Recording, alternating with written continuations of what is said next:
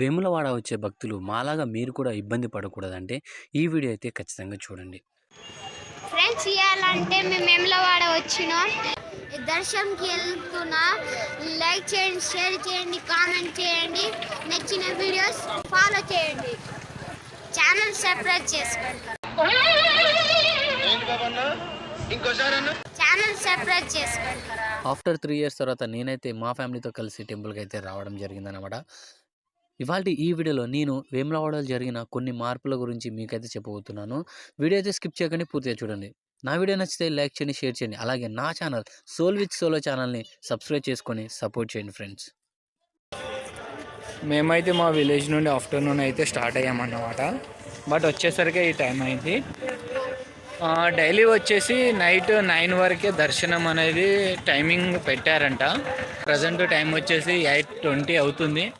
ఒక half an అవర్లో అయితే దర్శనం చేసుకోవాలి, చేసుకొని అయితే రావాలి. ఇది మనకు మెయిన్ ద్వారం అన్నమాట. బట్ ఇప్పుడు లోపల కన్స్ట్రక్షన్ జరుగుతుందని ఇక్కడైతే బంద్ చేసేసారు దారిని అయితే. మరి ఇప్పుడు ఎక్కడి నుంచి వెళ్ళాలో నాకు కూడా తెలియదు, బట్ ఎవరినన్నా అడిగి వెళ్ళాలి. ఇదంతా బిల్డింగ్స్ ఉండే అన్నమాట, ఇదంతా షాప్స్ ఉండే ఇంతకుముందు వచ్చినప్పుడు. ఇక్కడ చూడండి, ఇక్కడ కూడా ఇవన్నీ బిల్డింగ్స్ ఉండే. బట్ ఇప్పుడు రోడ్డు వెడల్పి వస్తున్నారు, కొద్దిగా డెవలప్మెంట్ అవుతుంది కనుక ఇదంతా తీసేశారన్నమాట. దర్శనం చేయడానికి అయితే కంప్లీట్గా అయితే మొత్తం మార్చి పడేశారన్నమాట. వేములవాడ టెంపుల్ని అయితే కూల్చేశారన్నమాట. కూల్చేసి కొత్తగా మళ్ళీ టెంపుల్ అయితే కడుతున్నారన్నమాట.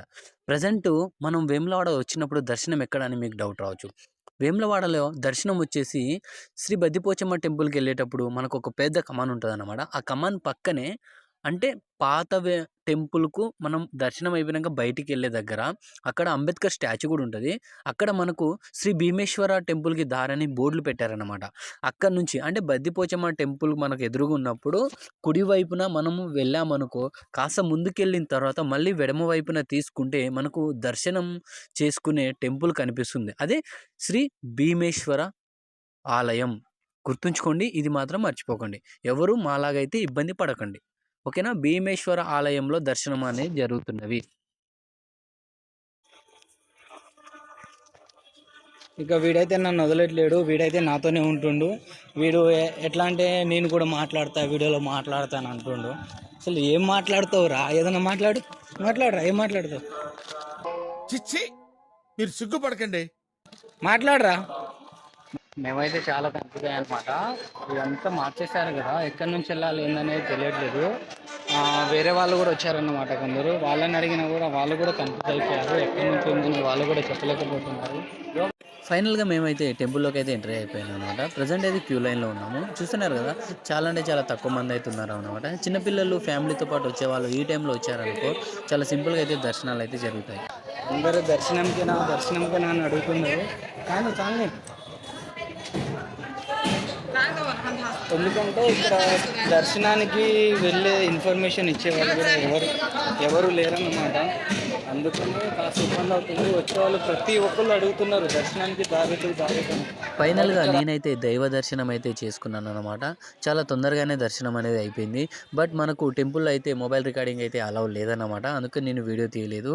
ఇక ఇవాళ ఈ వీడియోలో మీకైతే నా ద్వారా కొంత ఇన్ఫర్మేషన్ వచ్చిందని నేనైతే అనుకుంటున్నాను. ఈ వీడియో నచ్చితే లైక్ చేయండి, షేర్ చేయండి. అలాగే నా ఛానల్ని సబ్స్క్రైబ్ చేసుకొని సపోర్ట్ చేస్తారని ఆశిస్తున్నాను. మరొక కొత్త వీడియోతో మళ్ళీ మీ ముందుకైతే వస్తాను. నేను మీ వెంకట్ నాయక్. జై సేవలాల్, జై శ్రీరామ్, ఓం నమ శివాయ.